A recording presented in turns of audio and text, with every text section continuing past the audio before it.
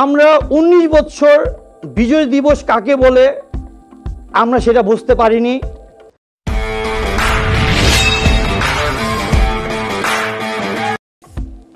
এই নতুন বাংলাদেশে এটি একটা ব্যতিক্রম একটা বিজয় দিবস।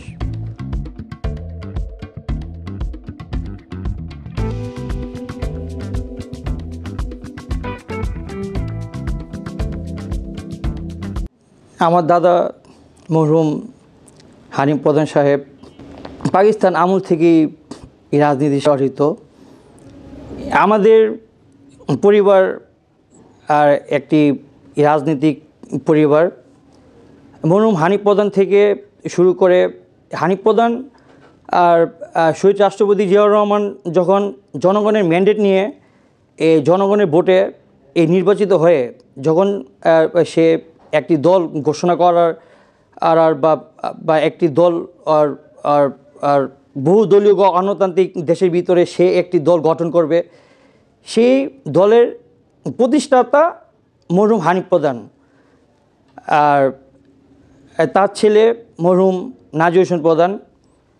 সে এই প্রতিষ্ঠাকালীন থেকেই এই ছাত্র রাজনীতি থেকে উত্থান। নারায়ণগঞ্জ হাই স্কুলের সে শেষ বিপি ছিল, তারপরে আর কোনো বিপি হয়নি।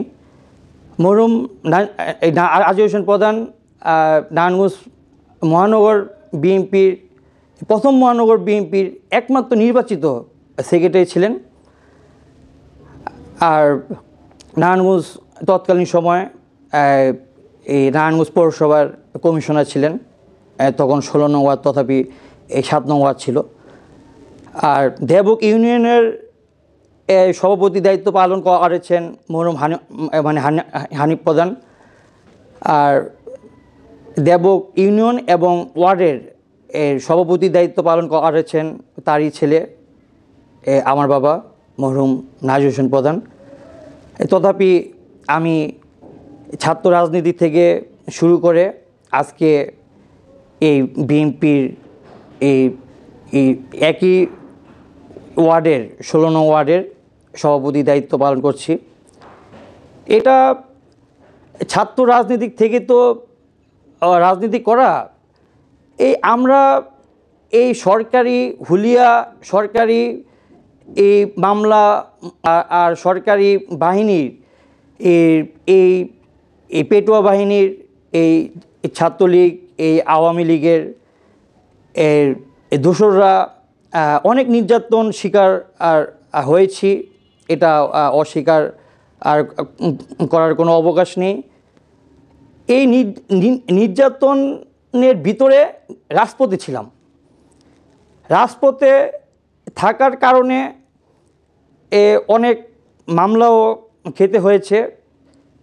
আর বাসায় তো ফেরারি জীবনযাপন করার মতন দীর্ঘ জীবনযাপন করা হয়েছে। সেই ফেরারি জীবন অনেক কষ্টের এবং অনেক বেদনাময়ী একটি জীবন। আজকে কোথায় থাকবো, কালকে কোথায় ছিলাম, আজকে কোথায় থাকবো, আর মানে আগামীকাল কোথায় থাকবো সেটার কোনো নিশ্চয়তা এলো না।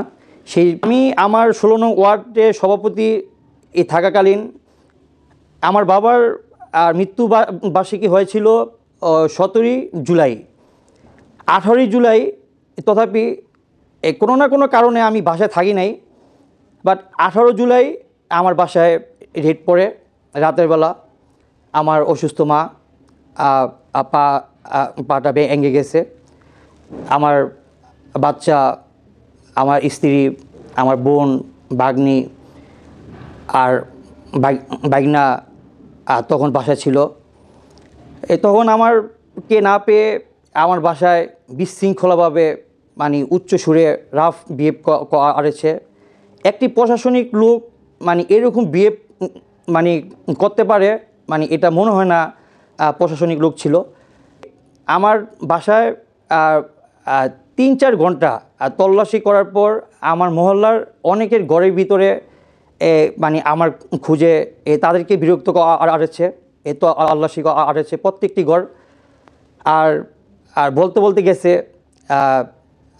যদি হাতে পাই তাহলে এই এই জীবন শেষ, মানে যেটাকে আমরা সচরাচর অতীতে আমরা এঁকেছি, যা দেখেছি ক্রস ফায়ারের মতন একটি নাটক, সেই নাটকের এই রূপকথার কাহিনীও আমার আর আর দিয়ে হতে পারত, তথাপি আমি তখন তাদের হাতের নাগালের এর ভিতরে পড়িনি। আল্লাহ পাকের কাছে আমি শুকরিয়া। আর 22 তারিখে এই সিভিলে এসে আবার তল্লাশি করছে, আবার একই রকমের কথা। আমার মাকে অনেক হুমকি ধুমকি দিয়েছে। আমার বাচ্চা ছোট্ট একটি ছেলে, ওকে অনেক জিজ্ঞাসাবাদ করেছে। আমার মেয়েকে অনেক জিজ্ঞাসাবাদ করেছে। আমার স্ত্রীকে অনেক রাফ বিহেভ করেছে। মানে আমি কোথায় আমার সন্ধান দেওয়ার জন্য। তারপর বাসার থেকে বের হওয়ার সময় সবাই একই কথা বলতে বলতে বের হলো, আমাদের হাতে পড়লে এই জীবন আর আর ফিরে পাওয়ার মতো ও থাকবে না। আমাকে ধরতে পারলেই যেন আবার ক্রস ফায়ারের মতন একটি নাটক সৃষ্টি করত, সেটাকে আমি নতুন জীবন পেয়েছি। এর ভিতরে আমরা মোটর সাইকেল করে হোক, যেইভাবেই নিরাপত্তা মনে করতাম, সেইভাবে এসে রাজনৈতিক কর্মসূচিগুলা পালন করে যখনই দেখতাম আমাদের উপরে গুলিবর্ষণ চলছে এই সরকারি পেটোয়া বাহিনী, এই অনেক ছাত্রদলের নেতাকর্মী, বিএনপির অনেক নেতাকর্মী, অঙ্গ সংগঠনের অনেক নেতাকর্মী এই গুলিবিদ্ধ হয়েছে। আমরাও অনেক এই ছিটাগুলির সাক্ষী হয়েছে। আমাদের ওয়ার্ডের অনেক নেতাকর্মী এই গুলিবিদ্ধ হয়েছেন। এর ভিতরে সহসভাপতি হাশেম উনিও ছিলেন। উনিও মানে এই সরকারের এর বিরুদ্ধে কর্মসূচি, এই নির্বাচনের বিরুদ্ধে কর্মসূচি পালন করতে গিয়ে উনিও এই পেটোয়া বাহিনীর গুলিবিদ্ধ হয়েছেন। 16ই ডিসেম্বর আমাদের মহান বিজয় দিবস। শহীদ রাষ্ট্রপতি জিয়াউর রহমান চট্টগ্রাম কালুরঘাট বেতার কেন্দ্র থেকে স্বাধীনতা ঘোষণা দিলেন।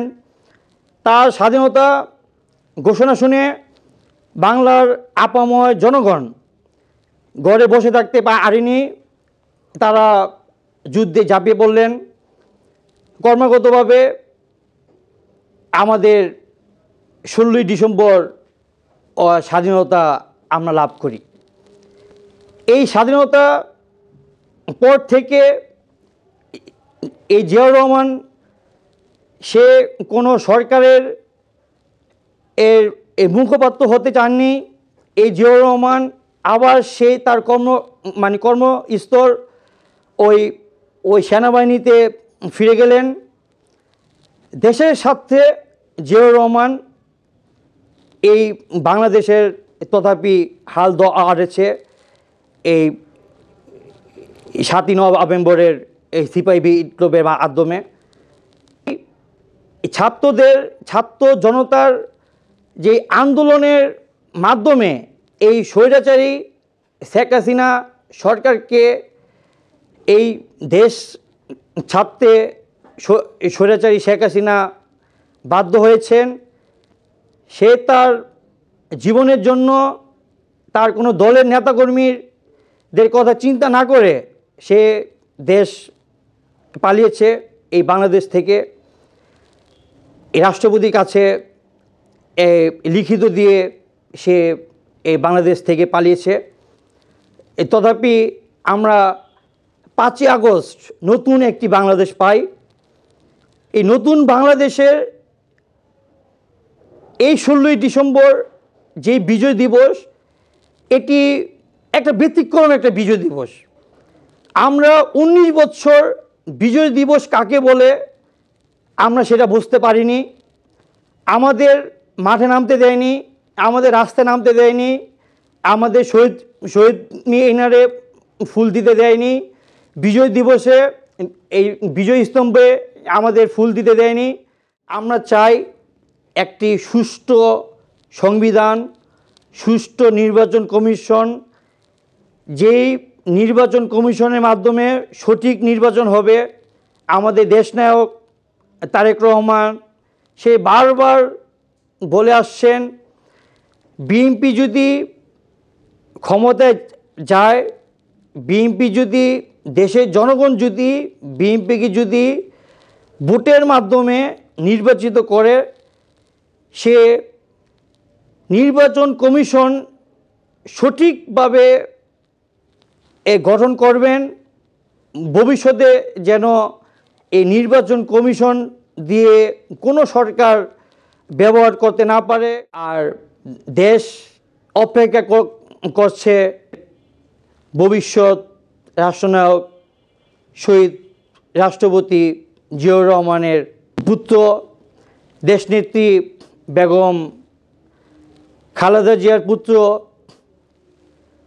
3 নম্বরই বিএনপির স্তম্ভ জনাব তারেক রহমান অচিরেই আমাদের মাঝে এই বাংলাদেশে ফিরে আসবেন, এই কামনা করে আমি বিজয় দিবসে সকল শহীদদের আত্মার মাগফিরাত কামনা করে এবং পরবর্তী 5ই আগস্ট যে বিজয় রচনা করার জন্য যেই সকল ছাত্র ভাই, জনতা, জনগণ, ভাইয়েরা, বোনেরা শহীদ হয়েছেন, তাদের আত্মার মাগফিরাত কামনা করে সবাইকে আমি এই বিজয় দিবসের শুভেচ্ছা জানাচ্ছি।